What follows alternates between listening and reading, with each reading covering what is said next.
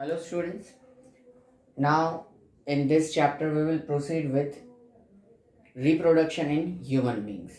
So reproduction in human beings start करने से पहले हमें मेल रिप्रोडक्टिव सिस्टम और फीमेल रिप्रोडक्टिव सिस्टम समझना ज़रूरी है कि क्या क्या रिप्रोडक्टिव सिस्टम के अंदर कौन कौन से ऑर्गन्स होते हैं, क्या कौन सा फंक्शन होता है, ठीक है, हर एक ऑर्गन का, ये सारी चीज़ें हमारे समझना ज़रूरी है।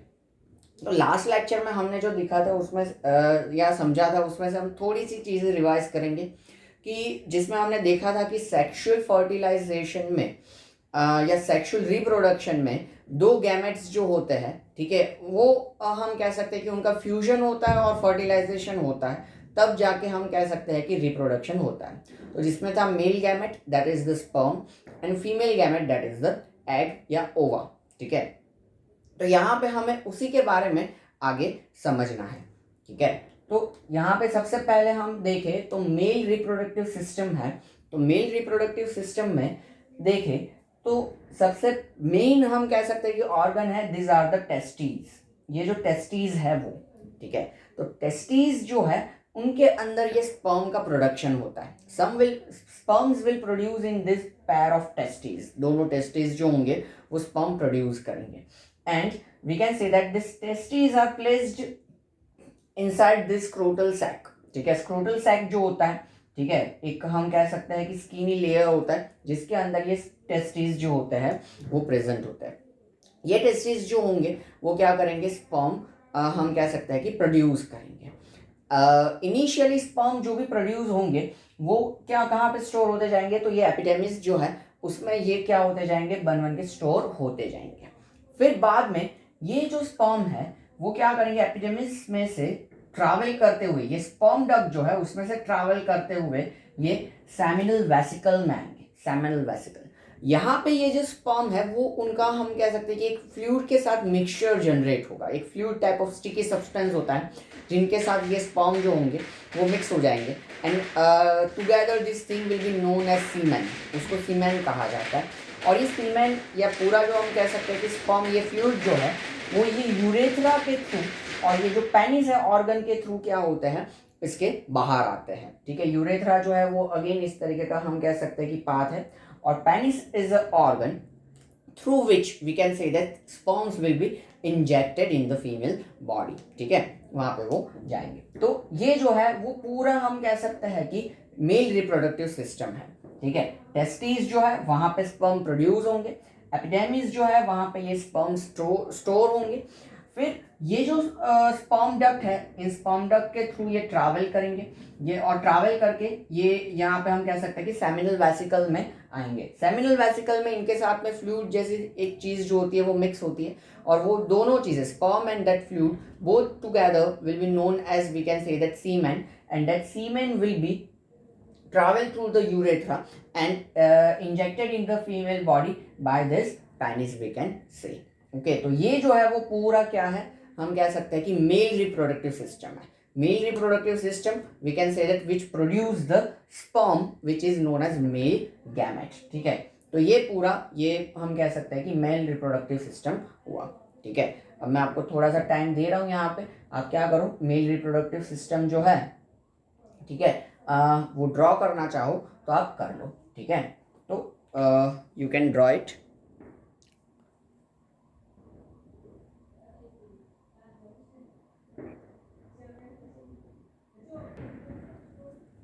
Okay, now let us continue with female reproductive system.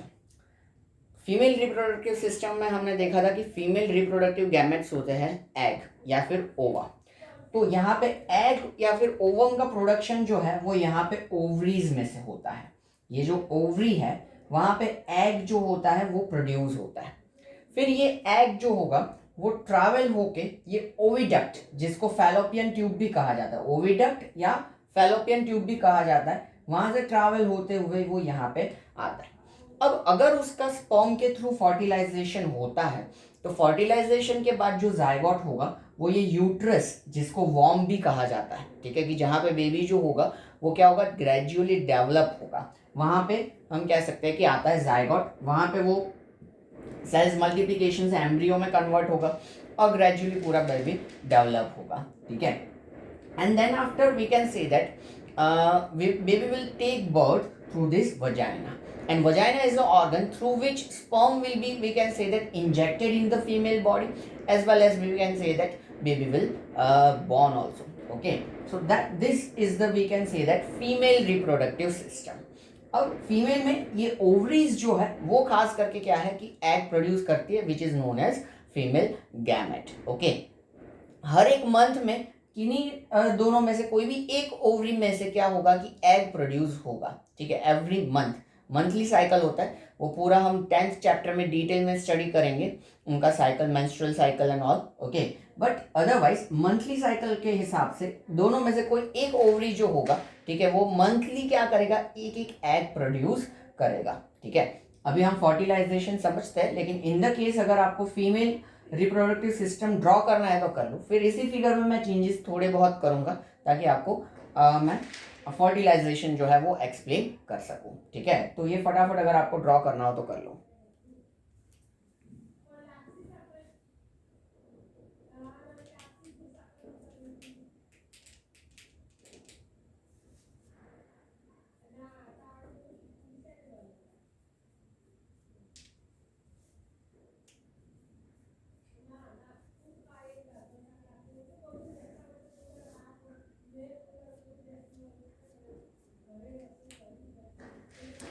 Okay, so now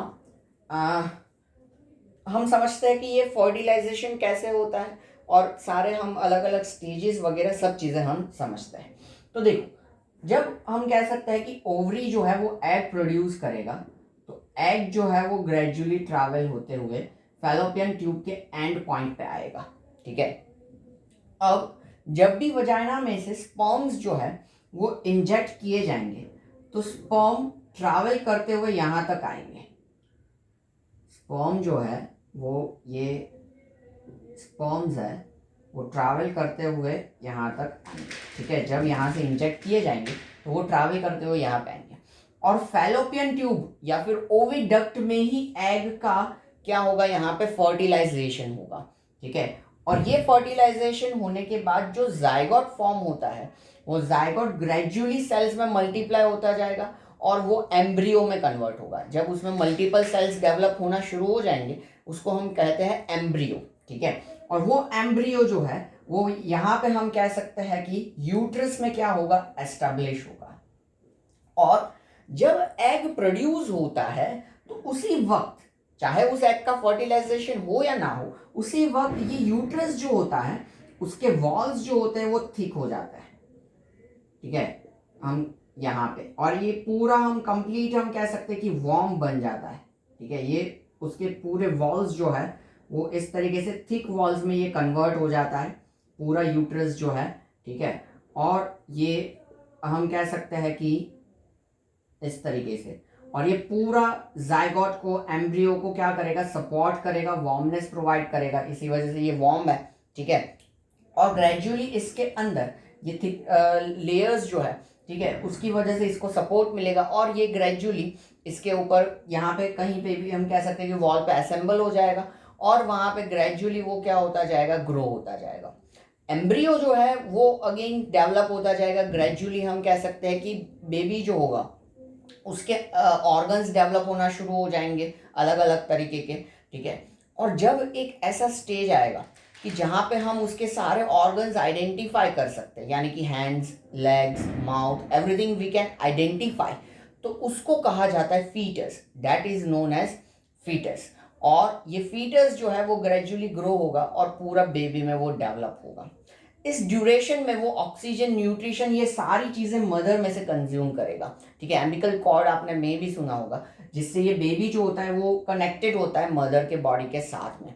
ठीक है, बेबी बॉर्न होने के बाद वो कॉर्ड जो है उसको कट कर दिया जाता है. ठीक है, तो वहाँ से उसके थ्रू वो क्या करता है, हमेशा न्यूट्रिशन गेन करता है, ऑक्सीजन, ये सारी चीज़ें उसको वहाँ पे मिलती हैं. ठीक है, और जब कंप्लीट हम कह सकते हैं कि बेबी डेवलप होता है, ये डेवलपमेंट होने में अप्रॉक्सीमेटली अराउंड उसको 9 मंथ जितना टाइम लगता है.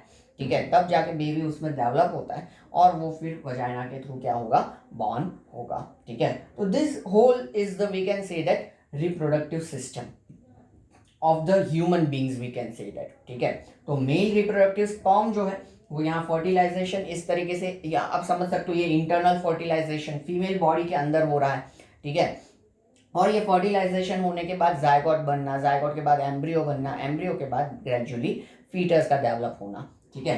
तो ये सारी चीज़ें जो है वो यहाँ पे होती है, ठीक है। और प्लस ये यूट्रस जो है वो प्रिपेयर होता है इस तरीके से।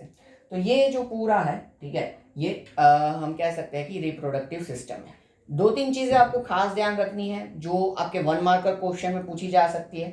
तो पहली चीज़ कि स्पर्म कहाँ प्रोड्यूस होता है, तो टेस्टिस में प्रोड्यूस होता है।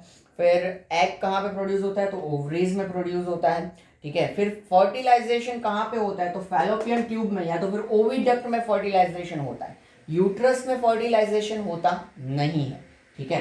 तो ये आप चीज़ें थोड़ी ध्यान में रखना 1 मार्कर्स के लिए, ठीक है। तो ये हुआ हमारा रिप्रोडक्शन। अब इसके साथ में आप आगे बढ़ देखोगे कि आपको डिफरेंस दिए हुए हैं जायगोट, एम्ब्रियो और फीटस में, ठीक है। तो सबसे पहली चीज, जायगोट जो होता है वो सिंगल सेल्यूलर होता है। जब फीमेल एग और मेल स्पर्म दोनों का ही हम कह सकते हैं कि फर्टिलाइजेशन या फ्यूजन हो जाता है और जो सिंगल सेल ऑब्जेक्ट बनता है that is known as zygote, ठीक है। फिर जायगोट में सेल्स मल्टीप्लाई होते जाएंगे, मल्टीपल सेल्स में वो कन्वर्ट होगा और एम्ब्रियो बनेगा, ठीक है। तो देखो, a zygote is formed by the fusion of the male and female gametes, वहां से जायगोट बनता है। Embryo is formed by the repeated cell division of a zygote, इसके अंदर सेल डिवीजन होगा और जायगोट बनेगा। A foetus is formed by the growth and development of an embryo, embryo के बाद फिर फीटस बनता है। Zygote is the beginning of the formation of a body, beginning है, स्टार्ट है। Embryo is an unborn baby in the uterus in the early stage of development, ठीक है। Starting के 8 वीक्स जो होते हैं वो एम्ब्रियो होता है और फिर 8 वीक्स के बाद ग्रेजुअली वो ग्रो होता जाता है properly. Foetus is an unborn baby in the uterus in the later stages of development. After 8 weeks जो होता है वो फीटस होता है, बाद में हम ऑर्गन आइडेंटिफाई वगैरह शुरू हो जाता है। A zygote is a single cell, it is smaller than a full stop, ठीक है, एक फुल स्टॉप से भी छोटा है। हमने देखा कि एग की साइज कितनी कितनी कम है, एक प्रीवियस लेक्चर में देखा स्पर्म की साइज कितनी छोटी है, तो ऑफ कोर्स जायगोट भी कितना बहुत ही छोटा होगा, ठीक है। Embryo is a multi cellular, the body features of growing baby in the embryo are not much development, okay. Embryo में उतने हम उसके आइडेंटिफिकेशन नहीं देख सकते, ठीक है, ऑर्गन्स वगैरह सारी चीज़ें।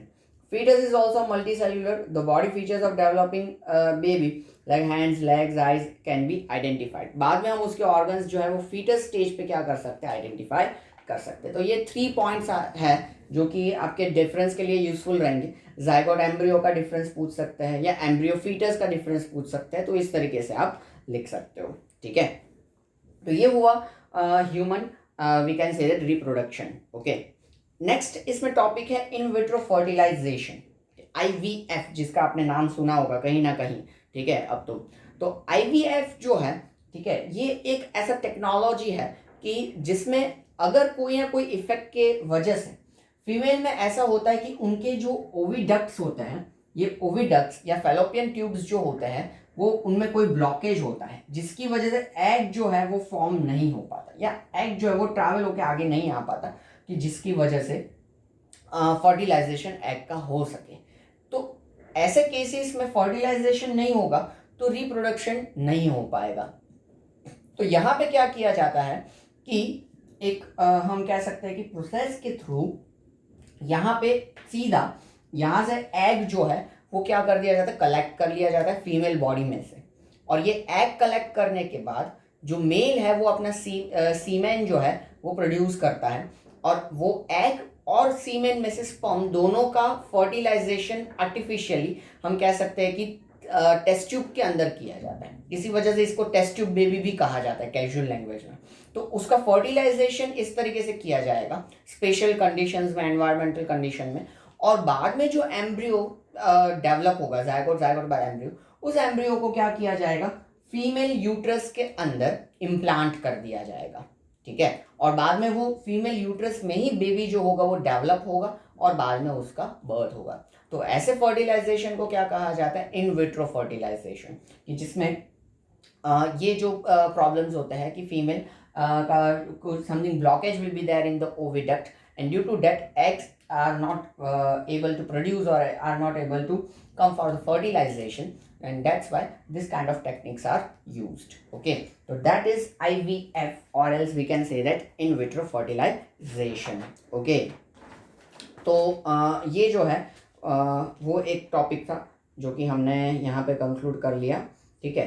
हाँ, जो एग कलेक्ट करने का जो प्रोसेस होता है that is known as laparoscopy. ठीक है, ये लैप्रोस्कोपी के थ्रू क्या किया जाता है, एग कलेक्ट किया जाता है, और जैसे हमने डिस्कस किया कि टेस्ट ट्यूब में या उसमें वो उसको रखा जाएगा और स्पर्म के साथ उसका फर्टिलाइजेशन किया जाएगा. कहने में बड़ा बड़ा आसान है, लेकिन ये बहुत कॉम्प्लेक्स हम कह सकते हैं कि मेथड होता है. और फिर उसमें से जो भी हम कह सकते हैं कि एम्ब्रियो डेवलप होता है, उसको डेवलप होने के बाद इम्प्लांट किया जाता है यूट्रस के अंदर. ठीक है, और फिर बाद में वो ग्रो होता है. तो this is IVF, we can say that. और इसी वजह से इसको टेस्ट ट्यूब में ये पहले डेवलप होता है, इस वजह से इसको टेस्ट ट्यूब बेबी भी कहा जाता है. ठीक है. Then after viviparous and oviparous animals, viviparous and oviparous in the sense ये क्लासिफिकेशन जो किया गया है वो कौन से बेसिस पे किया गया है. हम कह सकते हैं कि कुछ एनिमल्स ऐसे होते हैं कि जो डायरेक्टली बेबी को बॉर्न करते हैं, जैसे human being directly baby born होता है. ठीक है, फिर हम डॉग कंसिडर करें, कैट, काउ, जेब्रा, ये सब जो है वो डायरेक्टली बेबी को बॉर्न देते हैं. ठीक है, तो वैसे एनिमल्स को विविपेरस एनिमल्स कहा जाता है. ठीक है. एंड ओविपेरस एनिमल्स, तो ओविपेरस एनिमल्स यानी कि जो हम कह सकते हैं कि एग यील्डिंग एनिमल्स होते हैं, उनको ओविपेरस एनिमल्स कहा जाता है. ठीक है, जैसे बर्ड्स है, तो बर्ड्स एग हमेशा एग यील्डिंग करेंगे, एग का हैचिंग होगा. ठीक है, और उसमें से चूजा बाहर आता है, तो ये ओविपेरस एनिमल्स होते हैं.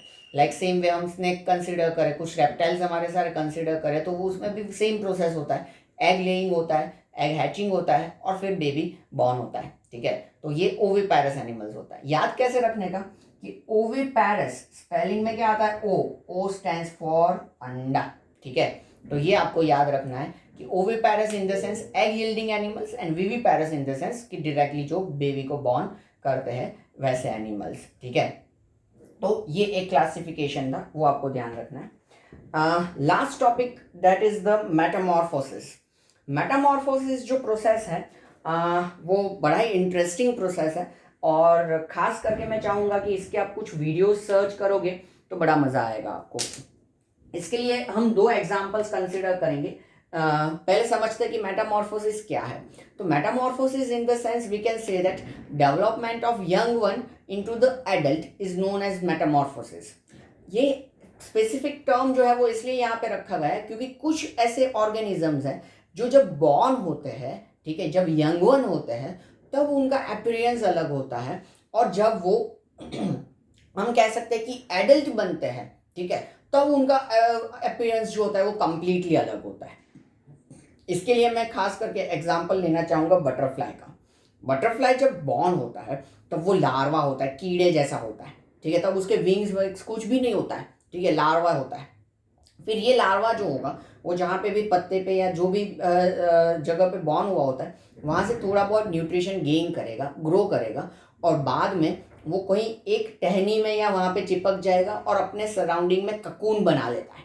ठीक है, अपने सराउंडिंग, अपने आप को वो कवर कर लेता है. ठीक है, ककून बना लेता है, और उस ककून में वो रहेगा काफ़ी लंबे समय तक, और वो रीबॉर्न होता है, और तब जाके उसके विंग्स निकल आते हैं और वो पूरा बटरफ्लाई बनता है. ये मेटामॉर्फोसिस है बटरफ्लाई में. आप वीडियो सर्च करोगे तो आपको अच्छे से वो समझ में भी आएगा, देखने को भी मिलेगा. बहुत इंटरेस्टिंग चीज़ है ये. ठीक है, मेटामॉर्फोसिस इन बटरफ्लाई, इतना आप वीडियो सर्च कर सकते हो और देख सकते हो.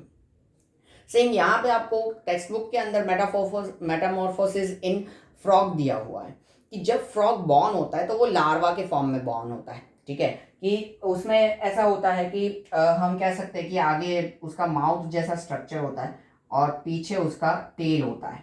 ठीक है, ऐसे उसका टेल होता है, इस तरीके का लार्वा होता है वो. ठीक है, और वो ग्रेजुअली जो भी वाटर बॉडी में बॉर्न हुआ है वहाँ पे सराउंडिंग जो भी इंसेक्ट्स वगैरह जो भी उसको मिलता है उसको कंज्यूम करके वो क्या करता है, ग्रो करता है. जैसे जैसे ये लार्वा ग्रो करता जाता है, ठीक है, ग्रेजुअली क्या होता जाएगा कि उसका टेल छोटा होता जाएगा, उसके लेग्स निकलते जाएंगे. ठीक है, और वो फ्रॉग में कन्वर्ट होता जाएगा.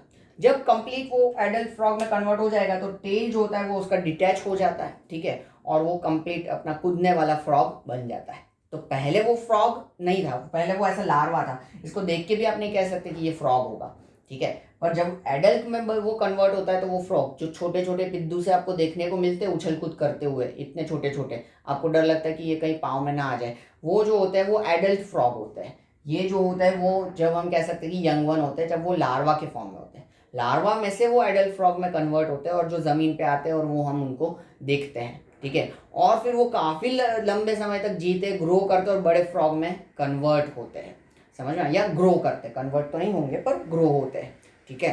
तो ये जो प्रोसेस है वो मेटामॉर्फोसिस है, ठीक है। The process of transformation of an immature